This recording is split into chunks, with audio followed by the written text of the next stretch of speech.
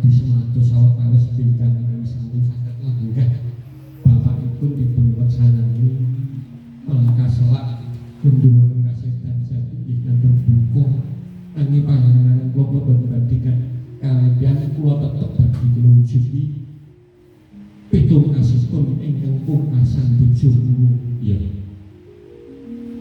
Nah, prayogane pripun? Apa kowe sing sowan apa aku?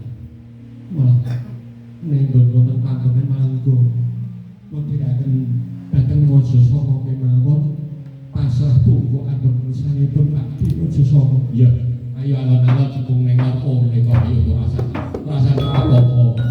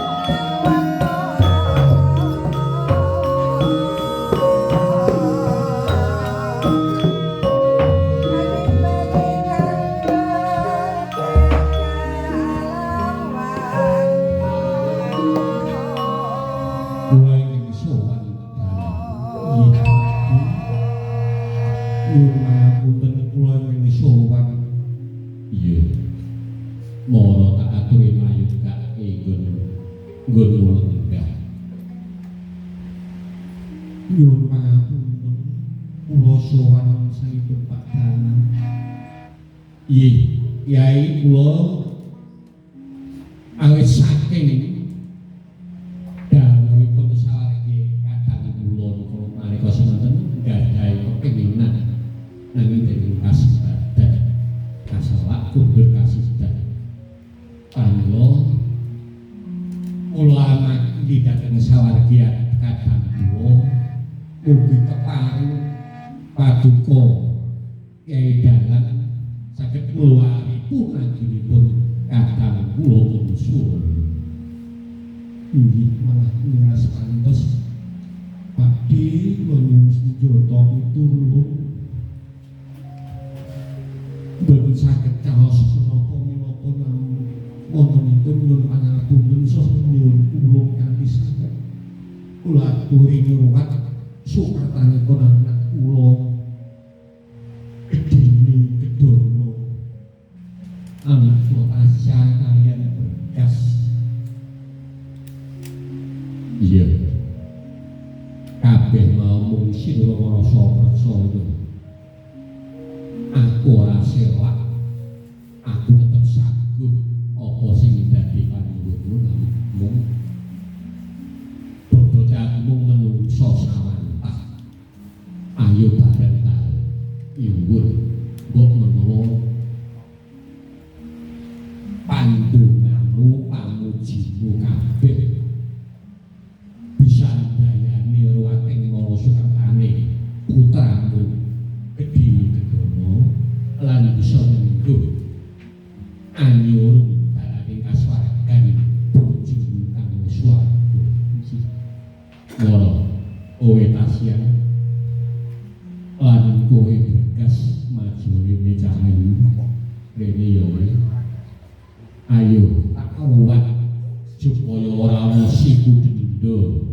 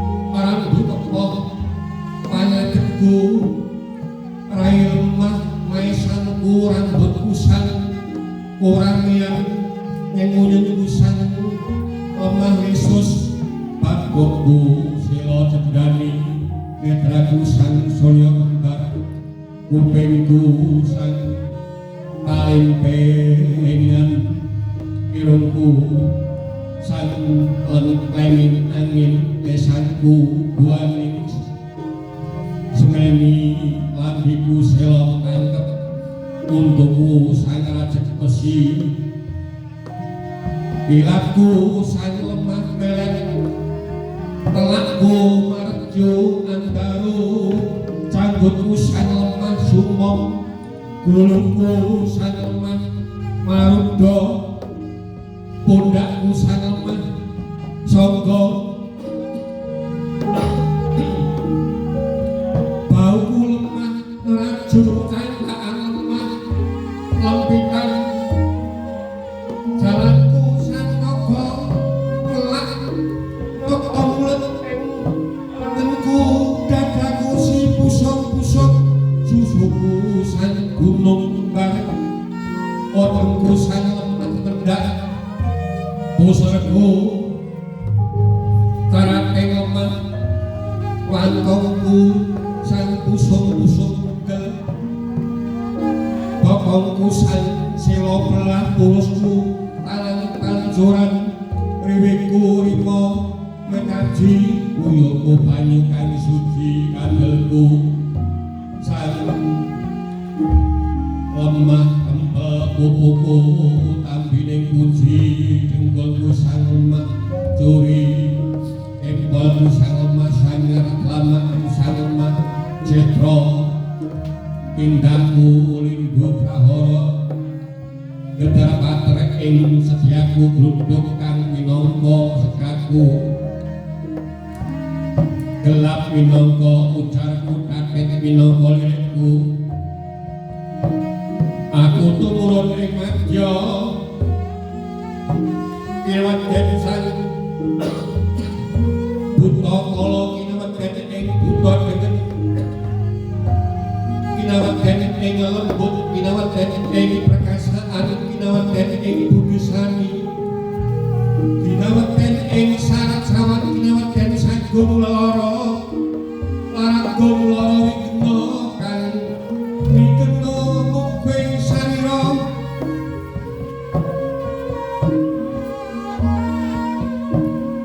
yoga kawata dening aku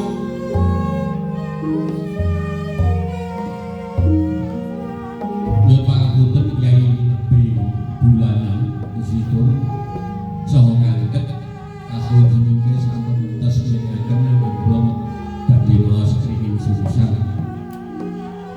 malih kagem ibu-ibu Nebi bulanan utawi ngandhap kula suwun semingkir sampun entos njenengan badhe maos kringing sususan mengke dalan pakai Mas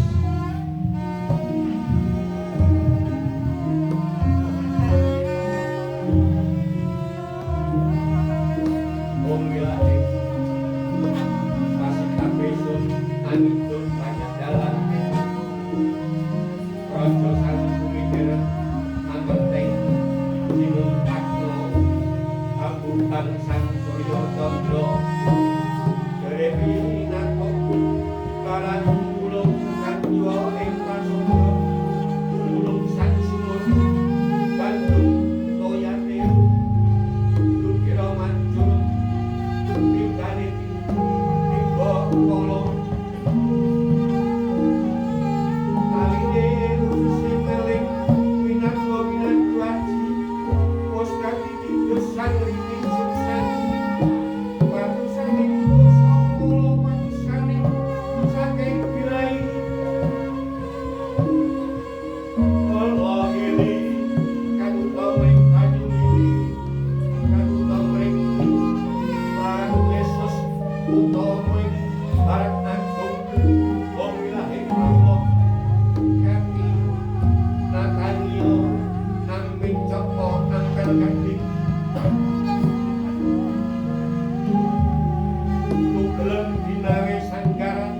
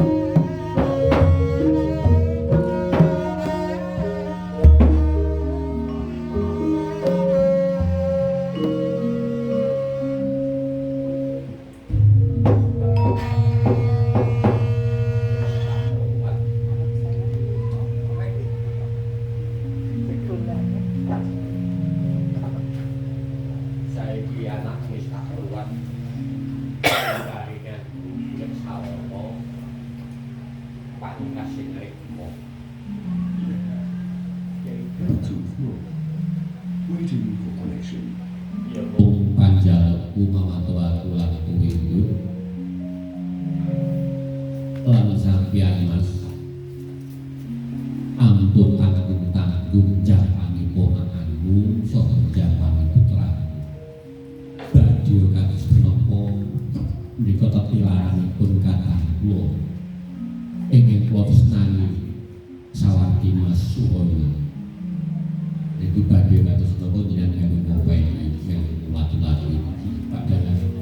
Mugi pangestipun pandalan damel nambahi kegiatan kula.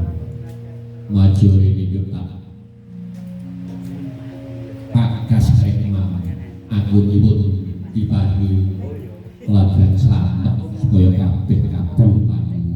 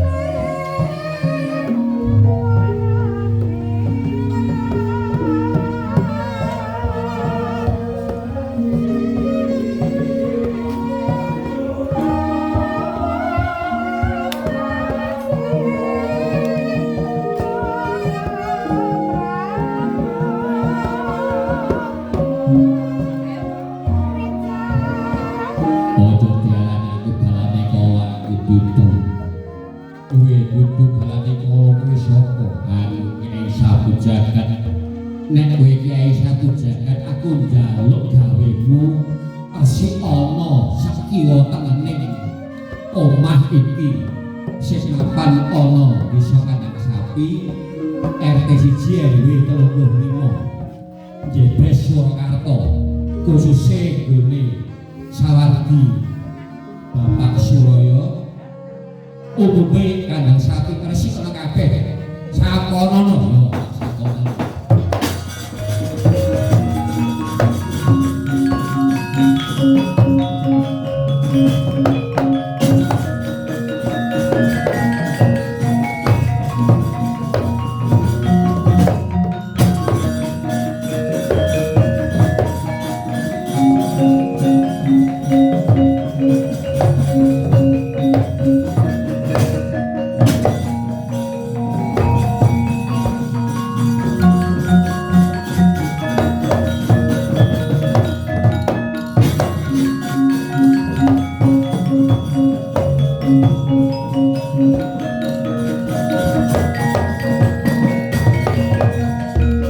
Wis resik kabeh padalan. Wis resik ya wis. Mono salah sijine ora gelem minggat ana demit ning wis lempoh, demite lempoh. Mangkane ana perapatan kono. Banjur kuwi duwe weling ngopo? Aku meling eneng wong liwat kono. Nek liwat kono sak ora-orane amit yen wojo itu aja buyo ning perapatan kono.